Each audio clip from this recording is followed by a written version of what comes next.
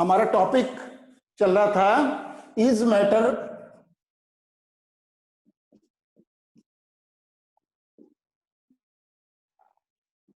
around us pure. This was our lesson, is matter around us pure. इस lesson में हमने देखा था कि कंपाउंड के बारे में, मिक्सचर के बारे में हमने देखा था, और हमने सॉल्यूशंस के बारे में देखा था, और उसके बाद में हमने कोलाइडल्स के बारे में भी पढ़ा था। कोलाइडल्स के बाद हमने सस्पेंशन के बारे में भी पढ़ा था। And along with the some of the NCERT question भी स्टूडेंट हमने किए थे।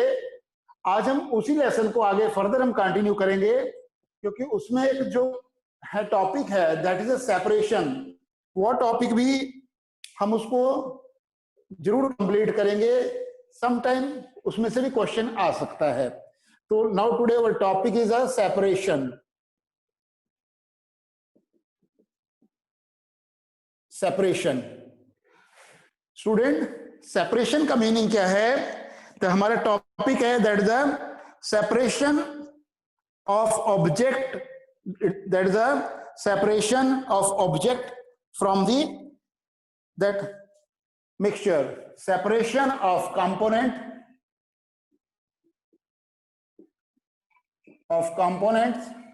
From the mixture.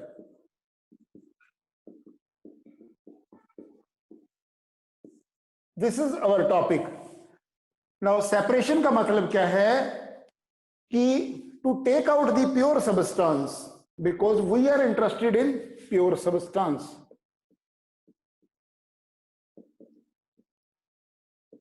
Pure substance, to take out the pure substance from the impure substance, because we believe in the pure substance. So separation को क्या करेंगे, क्या कहेंगे? It is a technique or it is a method. It is a technique or it is a method to take out the pure substance from the whole substance. The whole substance, student, मैंने word use किया है, whole substance mean which contains pure and impure. कई जगह आपको ऐसा मिलेगा लिखा हुआ to take out the pure substance, to take out the pure substance from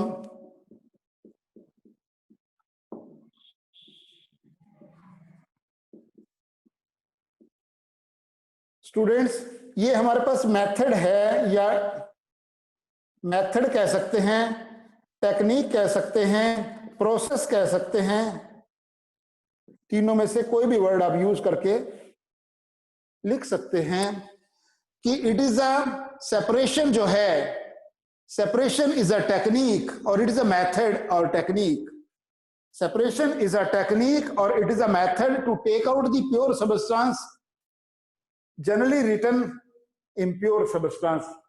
but according to me क्या होना चाहिए? इम्प्योर की जगह क्या होना चाहिए?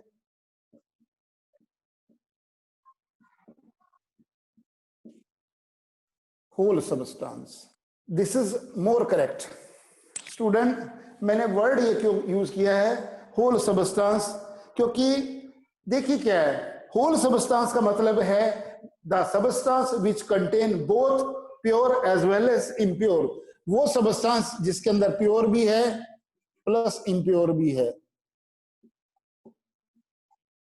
प्योर और इम्प्योर दोनों है, तभी हमने उसको क्या कह दिया? हमने उसको होल सबस्टेंस कहा है। बट स्टूडेंट, एक सोचने वाली बात है यहाँ पे, बहुत यहाँ पे एक पॉइंट है। देखो, जो अक्सर मैं बच्चों को जब भी ये टॉपिक लेता हूं बताता हूं, यहाँ पे लिखा हुआ है, ठीक है, to take out the pure substance from the impure substance. But student, can you just tell me, क्या कोई भी चीज अगर टोटली अगर इम्प्योर है तो उसमें से हम प्योर कैसे निकाल सकते हैं? नो। मान लो मेरे पास सारे टोटल के टोटल मेरे पास सारे स्टोन्स हैं, अगर मैं चाहूं उस स्टोन्स के अंदर मेरे को राइस या ग्रेन मिल जाए, it is not possible. But मैं वर्ड अगर होल यूज कर रहा हूं, इसका मतलब क्या है? The substance which contain pure substance and impure. अगर मैं होल सब्सटेंस को यूज करूंगा मतलब मेरे पास राइस या ग्रेन तो है जिसके अंदर राइस भी है और उसके अंदर कुछ क्वांटिटी में मान लो स्टोन या डस्ट पार्टिकल्स हैं। ग्रेन है, ग्रेन के साथ डस्ट पार्टिकल या स्टोन है, तो उसको मैंने क्या बोल दिया, होल सब्सटेंस। अगर मैं वर्ड यूज करता हूं इम्प्योर सब्सटेंस, इसका मतलब उसके अंदर प्योर तो है ही नहीं, पहले मैंने वर्ड क्या लगा दिया, impure substance. That's why I am always emphasizing on this wording. ठीक है, अगर लिख कर आ गए, बुक में भी ऐसा लिखा हुआ है, एनसीईआरटी में कहीं और पे भी आपको ऐसे मिल सकता है, बट नो, अगर डेप्थ में अगर देखा जाए, काफी डीप मीनिंग देखा जाए, to take out the pure substance from the whole substance, that is called the this method, this technique और द प्रोसेस। इस प्रोसेस को क्या कहते हैं, that is called the separation, that is called the separation.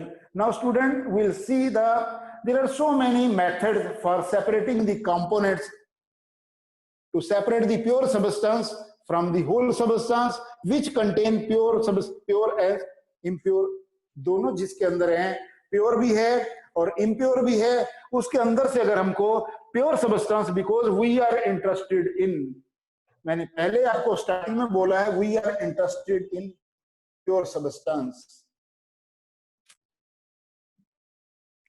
Example देता हूं मैं, फिर उसके बाद मैं एक एक टॉपिक को क्लियर करूंगा कि कौन कौन से मेथड्स हैं और कैसे उसको करते हैं, how we are obtaining the pure substance, जो मेथड्स के द्वारा हम कैसे उसमें से ऑब्टेन करते हैं।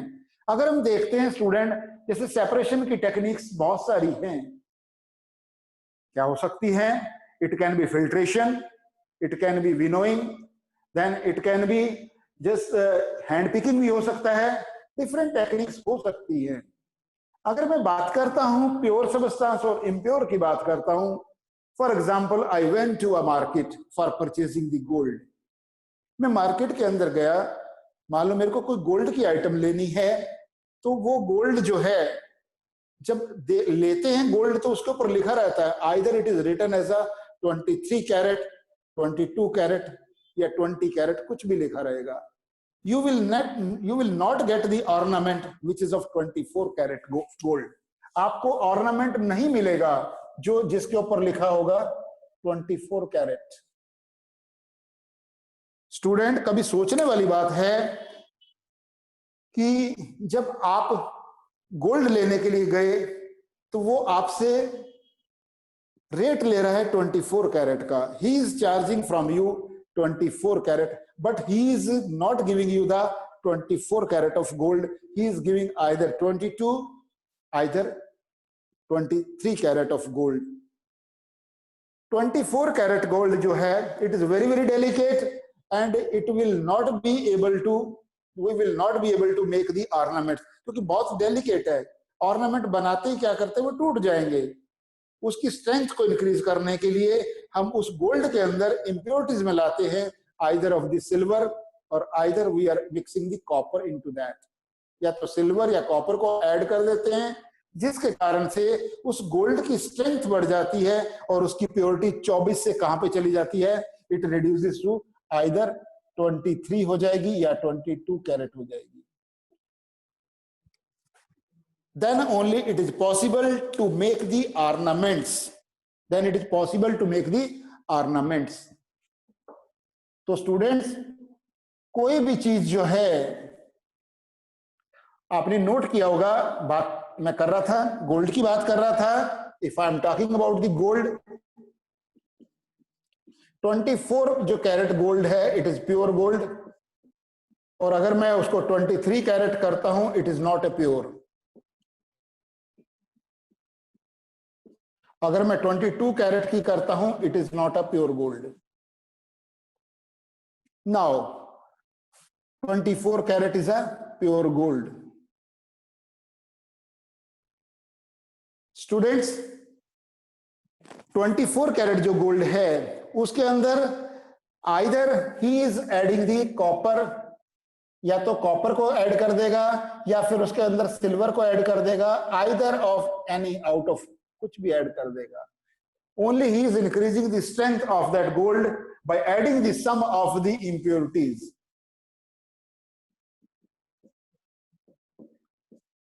ऐड करके उसके क्या कर रहा है, 22 या 23 और 22 कैरेट कर रहे हैं, स्ट्रेंथ को इंक्रीज कर दिया, then they are making the ornaments of that gold. But उसी गोल्ड को स्टूडेंट्स अगर कभी वापस करने के लिए जब जाते हैं तो आपने देखा होगा क्या करता, वो जो गोल्ड जो शॉप है जिसका, वो पहले गोल्ड को क्या करेगा, उसको मेल्ट करेगा. मेल्ट करने के बाद में क्या कहेगा कि इसके अंदर जो है कुछ परसेंटेज माइनस करने के बाद कहेगा कि yes now it is having the 85% जो है वो प्योर गोल्ड है, 15% जो है उसको कट कर दिया गया विच वाज इम्प्योरिटीज. जो इम्प्योरिटीज थी उसने वो कट कर दिया और 85% के हिसाब से then he will pay you the money. Means 15% क्या थी, इम्प्योरिटीज थी, 85% गोल्ड था. This was the concept of pure substance and impure substance. Now we'll see the different techniques one by one. What are the different techniques, how we can separate the different components from the mixture. तो सबसे पहले अगर हम बात करते हैं student, how we can obtain the colored, आपकी NCERT का स्टूडेंट्स है, that it is on the page number 19 of your NCERT book. How can we obtain color component dye from the blue black ink? This is your topic. आपकी NCERT का ही मैं that topic ले रहा हूं, जो जो उसके अंदर पॉइंट दिए हुए हैं that I'll take. It is given as how we can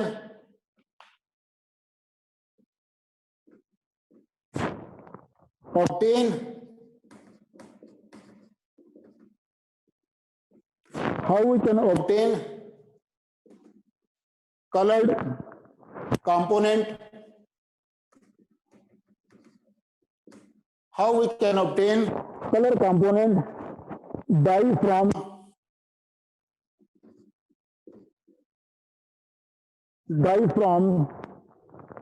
blue black ink. Blue student, this is given on the page number 19 of your NCERT book.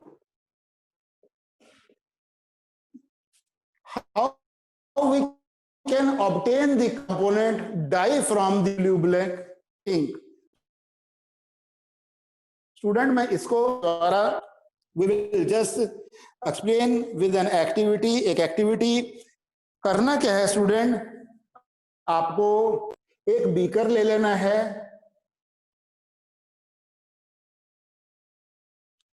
इस बीकर के अंदर स्टूडेंट आपने वाटर डाल दिया और आपने एक क्या कर दिया, एक के ऊपर चाइना डिश रख देना है. This is called the glass का एक बना हुआ एक, it is type of that is a dish, it is a China dish. उसके अंदर आपने क्या कर दिया, कुछ ड्रॉप आपने इंक के डाल दिए, आपने उसके अंदर कुछ ड्रॉप इंक के डाल दिए. This is ink. उसके बाद स्टूडेंट आपने क्या करना है, डायरेक्टली हम इसको बीकर को हीट नहीं कर सकते, डायरेक्टली अगर हम इसको हीट नहीं कर सकते तो हम क्या करेंगे इसको, then will keep the one of the that is a iron mesh. एक हम जाली रख देंगे, उस जाली के ऊपर हमने बीकर को रख दिया और उसके बाद में फिर मैं बर्नर से क्या कर रहा हूं, उसको आगे मैं बर्नर से उसको स्टूडेंट हीट दे रहा हूं. मींस अब देखिए student, this is the all about, this is your beaker, this is beaker और दिस इज चाइना डिश. इसको आप वॉच ग्लास भी, you can take it as a watch glass also, instead of china dish आप एक watch glass ले लीजिएगा. शीशे की बनी हुई एक है, छोटे से एक जैसे छोटी सी प्लेट रहती है, उसके अंदर आपने क्या कर दिया स्टूडेंट, आपने इंक के ड्रॉप डाल दिए, और अब क्या होगा, जैसे आप उसको हीट करेंगे, यहां पे मैं कुछ वेपर्स भी दिखाता हूं। Now this is your diagram. Activity जो है, how we can obtain the coloured component dye from the blue black ink.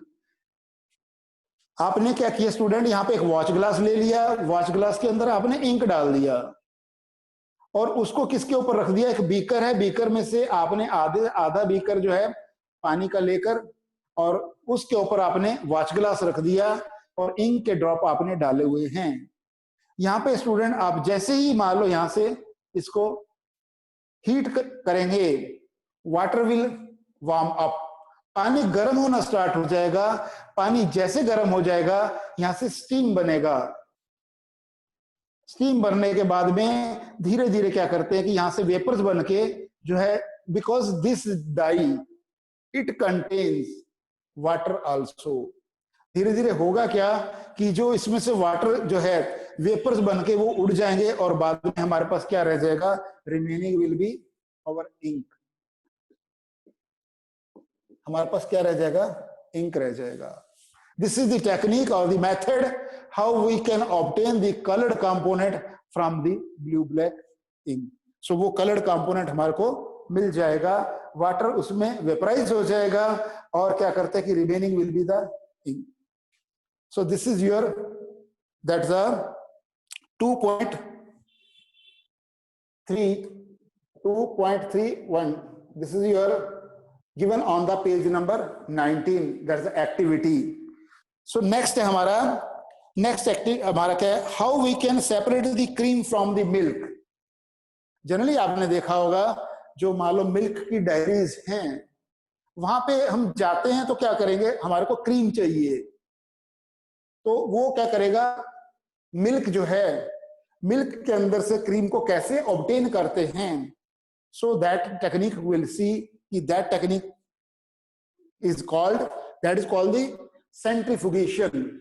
वो भी हम यहाँ पे अभी पढ़ने जा रहे हैं। तो हमारा टाइटल क्या है उसका, how to separate the, how can we separate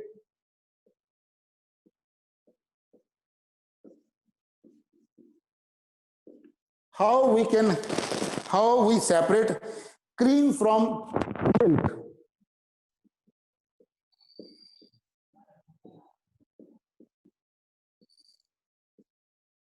हम जो है मिल्क से क्रीम कैसे सेपरेट करते हैं, उस टेक्निक में हम क्या करेंगे, nowadays you might have seen in the market, milk is available, full cream वाला मिल्क भी है, टोन्ड मिल्क भी है, डबल टोन्ड वाला मिल्क भी आपको मिलता है मार्केट के अंदर। जब जाएंगे तो उसके बाद मान लो वो क्या करते हैं, फुल क्रीम वाला मिल्क है, तो आप देखते हैं कि वो उसके थोड़ा सा प्राइस भी ज्यादा होगा। Reason is this, because that milk in comparison to the other milk it is of the good quality, अच्छा होता है उसमें। बट टॉपिक है कि how we can separate the cream from the milk. So that is by this method is known as the centrifugation. This is called the centrifugation.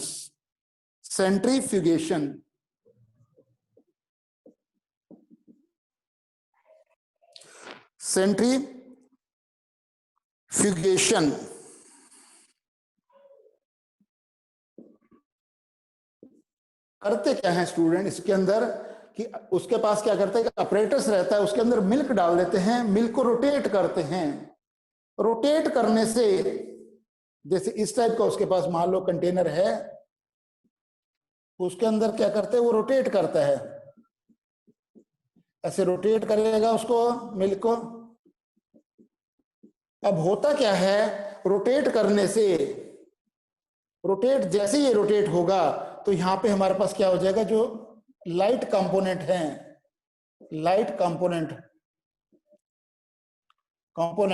वो क्या करते कि in the form of cream वो ऊपर आ जाएंगे, और हैवी कंपोनेंट नीचे settle down हो जाएंगे।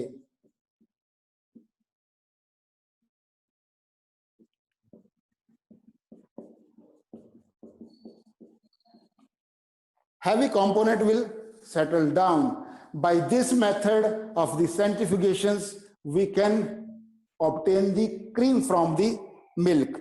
Now student, there are some of the applications, और जो ये मशीन है, जिस मशीन के द्वारा हम क्रीम को सेपरेट करते हैं मिल्क से, उस मशीन को हम क्या कहते हैं? Centrifugation machine. सेंट्रीफ्यूगेशन मशीन के द्वारा हम जो है क्रीम को सेपरेट करते हैं मिल्क से। और now will see the some of the applications of centrifugations. इसकी एप्लीकेशंस क्या है स्टूडेंट? ये कहां कहां पे यूज होता है?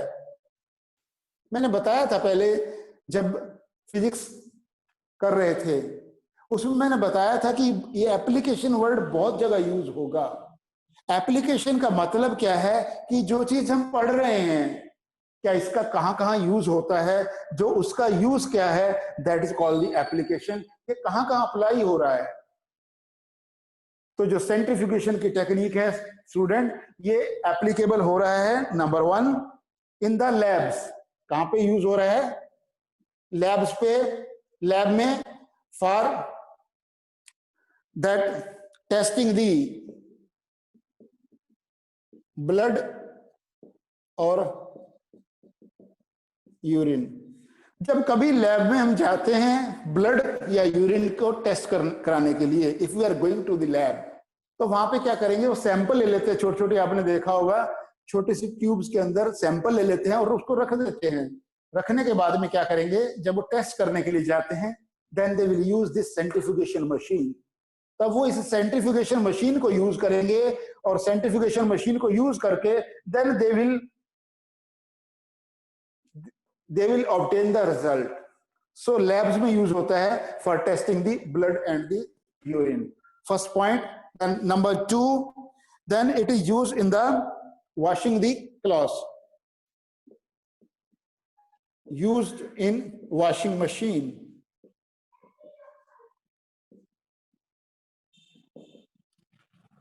For squeezing the cloth, squeezing the cloth,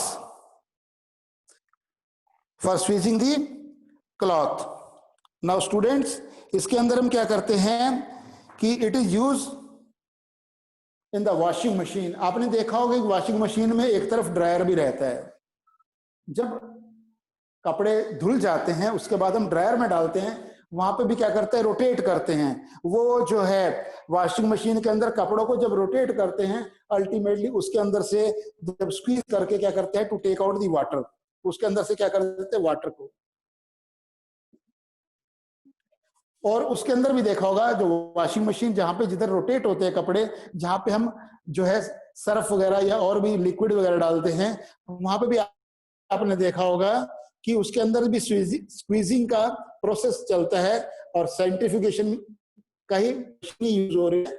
the technique वही है, बट उसके अंदर क्या होता है कि जो डर्ट है उसको भी हम सेपरेट कर सकते हैं, डर्ट को भी सेपरेट कर सकते हैं by squeezing and all. So application for testing the blood and the urine, and it is used in the washing machine for squeezing the cloths to take out the water and the dirt from the cloths. Now student, हमारा next topic है इसी में ही। up to this if you are having any doubt you can ask whenever the doubt section will be there, otherwise now we'll switch on to the next topic which is on the page number 20 आपका दिया हुआ है। Page number 20 पे है how can we separate a mixture of two immiscible liquids. How we can separate the mixture of two immiscible liquids. Now we'll see that कि कैसे उसको separate करते हैं। हमारा नेक्स्ट टॉपिक है how can we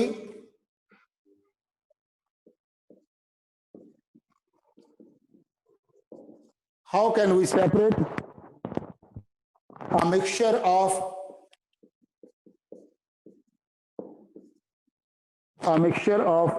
two immiscible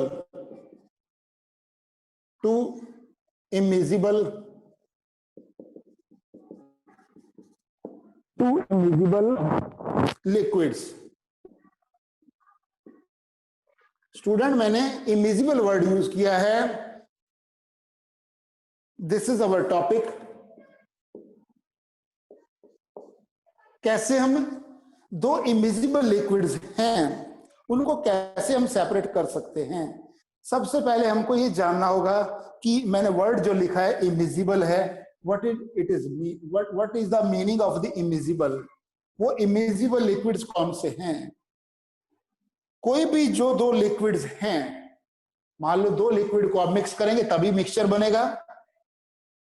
but immiscible का मतलब क्या है, दो ऐसे वाले लिक्विड जो आपस में तो कंप्लीटली नहीं मिक्स होते हैं, उनको क्या करेंगे, they are called the immiscible liquids. जो मिक्स हो जाएंगे उसको कहेंगे मिजिबल। दो वर्ड यूज कर रहा हूं, this is immiscible and this is miscible.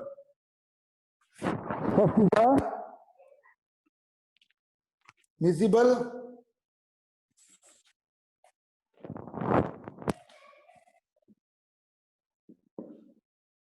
immiscible and that is a miscible।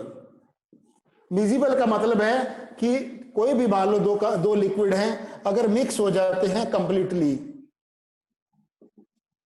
तो उनको क्या कहेंगे, miscible। if they are not mixing completely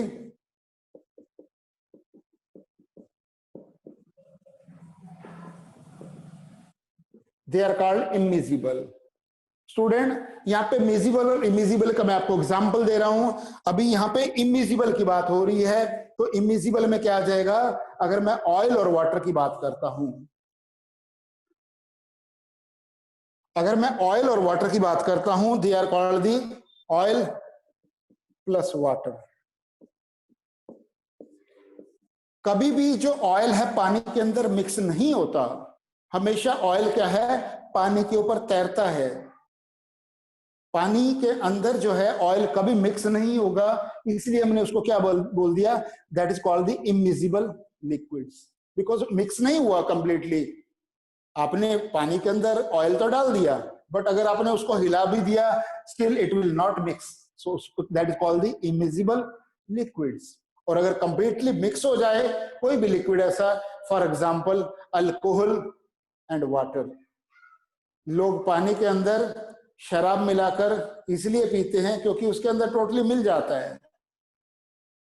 alcohol and water they are the miscible. वो क्या है, मिजिबल हो जाएगा कि कंप्लीटली मिक्स हो गया, पता नहीं चलता कि उसके अंदर पानी और जो अल्कोहल है देखने में एक जैसे लगते हैं। बट यहाँ पे क्या करते हैं कि अगर ऑयल और वाटर है अलग अलग से उसकी सेपरेट लेयर देख सकते हैं आप। ऐसे वाले जो इमिजिबल है उसको कैसे सेपरेट करेंगे student, this is our question. वो टेक्निक को हम करेंगे यहाँ पे, that can be separated by using the separating funnel. मैं यहाँ पे डायग्राम बना रहा हूं, I am making a diagram.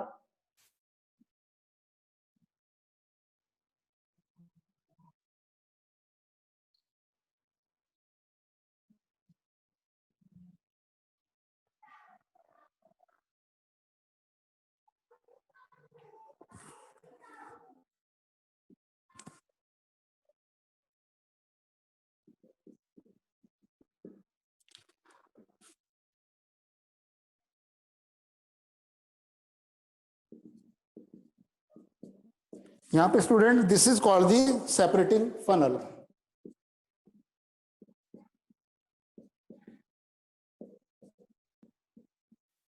ये जो ऑपरेटर्स है इसको क्या कहते हैं, it is called the separating funnel. और यहाँ पे स्टूडेंट क्या है, यहाँ पे ऑन ऑफ कर सकते हैं हम। यहाँ पे it is the stopcock, जिसके यहां से हम अगर मान लो इसको ऑन करेंगे तो यहां से ड्रॉपलेट नीचे आ जाएंगे, अदरवाइज इसको बंद कर देंगे तो इसमें से ड्रॉपलेट नहीं गिरेंगे। नाउ स्टूडेंट्स मैंने क्या किया, वाटर के अंदर ऑयल को मिक्स कर दिया। वाटर के अंदर मैंने ऑयल को मिक्स कर दिया। अब क्या होगा कि वाटर तो है वो नीचे है, यहाँ पे है, दिस इज वाटर, यहाँ मेरे पास वाटर है, दिस इज वाटर। और यहाँ पे उसके ऊपर क्या है, it is kerosene oil. Water है और ये मेरे पास क्या है, केरोसिन ऑयल है। और उसके बाद में क्या होगा स्टूडेंट, कारण क्या है, बिकॉज अगर हम बात करते हैं केरोसिन ऑयल की और वाटर की, दोनों की डेंसिटी का there is a variation in the densities, there is a variation, मैं यूज कर रहा हूं वेरिएशन इन द डेंसिटीज। दोनों की, अगर मैं ऑयल की बात करूं और वाटर की बात करूं, दोनों की डेंसिटी में वेरिएशन है, दोनों की डेंसिटी में वेरिएशन है, जिसके कारण से क्या करते हैं कि मैं जो सेपरेटिंग फनल को यूज करके, अब इसकी डेंसिटी, ऑयल की डेंसिटी कम है, केरोसिन ऑयल की डेंसिटी कम है, वाटर की डेंसिटी ज्यादा है, तो वाटर क्या होगा, ड्रॉप बाय ड्रॉप मेरे पास नीचे बीकर में आ जाएगा, यहाँ पे वाटर आ जाएगा,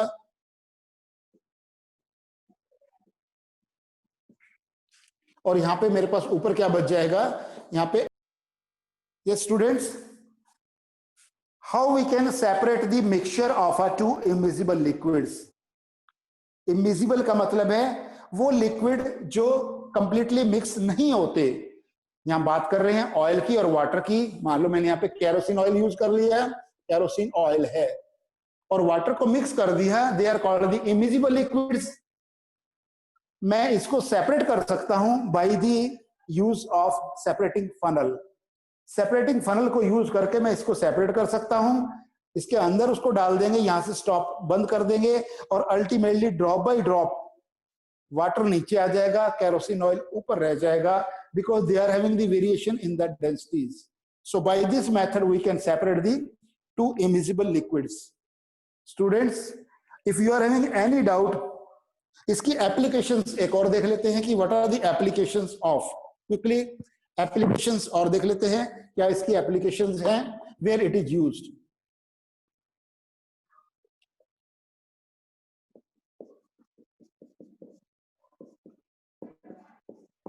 एप्लीकेशंस, पहले वाला एप्लीकेशंस है, it is used to separate the oil from the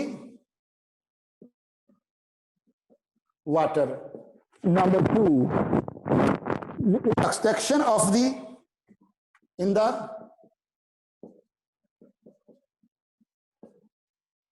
extraction of iron from the ore।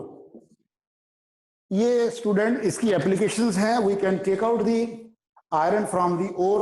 ओर क्या है, जहां पे बहुत लार्ज अमाउंट में रॉ मटेरियल मिलता है अर्थ क्रस्ट से, from where we can obtain the desired metal. ये भी हम पढ़ेंगे, आपको 10th में भी है, मेटल नॉन मेटल में, how we can obtain the metal from its ore. So these are the two application, oil from the water and in the extraction of the iron from the ore. So student, till now if you are having any doubt, very well you can ask. कोई भी student अगर आपको doubt है please आप पूछ सकते हैं, any doubt.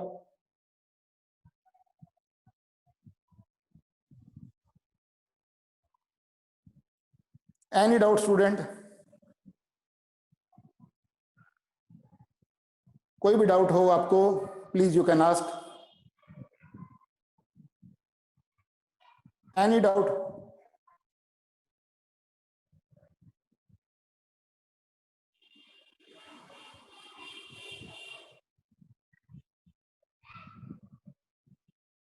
Hello students, any doubt from your side.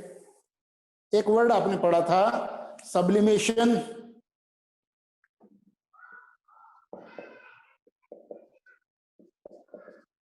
जो नेक्स्ट टॉपिक हम करेंगे वहां पे मैं आपको बताऊंगा कि नेक्स्ट हमारा how to separate the mixture of the salt and the ammonia. Salt और अमोनिया का, साल्ट और that was the ammonium chloride, इन दोनों के मिक्सचर को हम सब्लिमेशन के द्वारा कैसे सेपरेट करते हैं, that also I let you know. मैं वो आपको नेक्स्ट लेक्चर में आपको बताऊंगा। If you are having till now any doubt please you can ask. कोई भी डाउट हो student please you can ask, most welcome. Any question from your side, कोई भी क्वेश्चन हो जो आज हमने पढ़ा है सेपरेशन के बारे में, कोई भी अगर डाउट है To take out the pure substance from the impure substance is called separations. Method आज हमने पढ़े हैं how the pure substance can be obtained from the whole substance or from the impure substance, but ultimately whole substance जिसके अंदर pure भी है impure भी है. सो ये बात किया मैंने इमिजिबल की. मिजिबल भी मैं आपको बताऊंगा कैसे मिजिबल लिक्विड्स को भी सेपरेट कर सकते हैं. उससे पहले हम देखेंगे how we can separate the mixture of the salt and the ammonium chloride. Any question from your side students? Any question from your side?